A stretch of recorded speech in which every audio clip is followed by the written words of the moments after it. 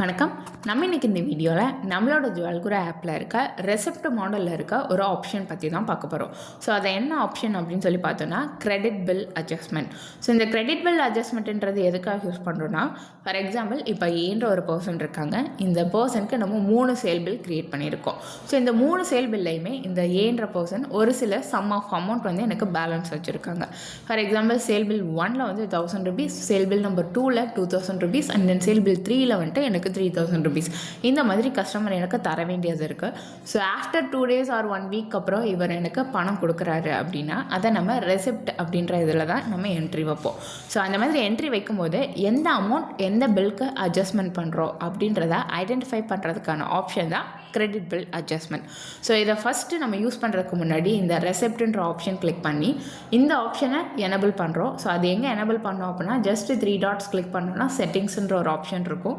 So இதில் credit bill adjustment அப்படின்ற ஒரு ஆப்ஷன் இருக்கும். அதாவது is credit bill adjustment required, அதாவது இதை நீங்கள் யூஸ் பண்ணுறீங்களா அப்படின்றத நம்ம எனபிள் பண்ணி சேவ் கொடுக்குறோம்.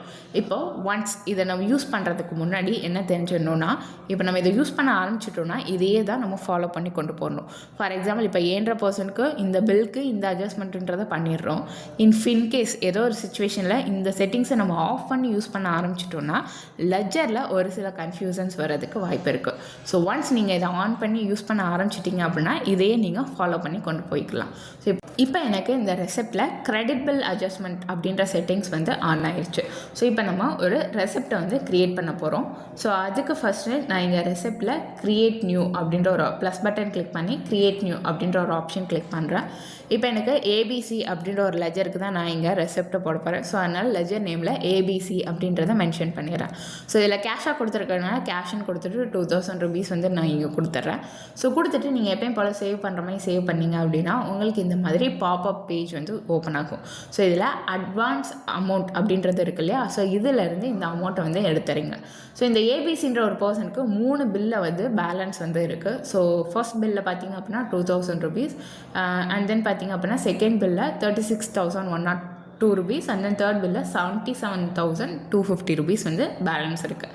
இப்போ நான் இந்த ஃபர்ஸ்ட் பில்லில் நான் இந்த அமௌண்ட்டை வந்து அட்ஜஸ்ட்மெண்ட் பண்ணுறேன்றனால இந்த ஃபர்ஸ்ட் பில்லை கிளிக் பண்ணிவிட்டு ஆட்டோமேட்டிக்காக உங்களுக்கு நீங்கள் என்ன அமௌண்ட் கொடுத்தீங்களோ அந்த அமௌண்ட் இங்கே வந்துடும். ஸோ இதில் சேவ் அண்ட் அட்ஜஸ்ட்மெண்ட் அப்படின்றத கொடுத்துட்டோம் அப்படின்னா அந்த பில்க்கு இந்த அமௌண்ட் வந்து அட்ஜஸ்ட் ஆகி கொண்டு வந்துடும். ஸோ மீதி எவ்வளோ அமௌண்ட் இருக்குமோ அந்த அமௌண்ட் தான் உங்களுக்கு இந்த லெஜரில் வந்து ஷோ ஆகும்.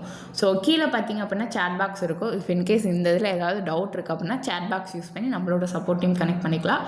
தென் பார்த்தீங்க அப்படின்னா Instagram, WhatsApp and then YouTube சேனலை ஃபாலோ பண்ணிக்கோங்க இந்த மாதிரி புது அப்டேட்ஸ் அண்ட் இன்ஃபர்மேஷன் தெரிஞ்சுக்கிறதுக்கு. தேங்க்யூ. மேலும் தகவலுக்கு எங்களை தொடர்பு கொள்ளவும். தேங்க்ஸ் ஃபார் வாட்சிங் திஸ் வீடியோ.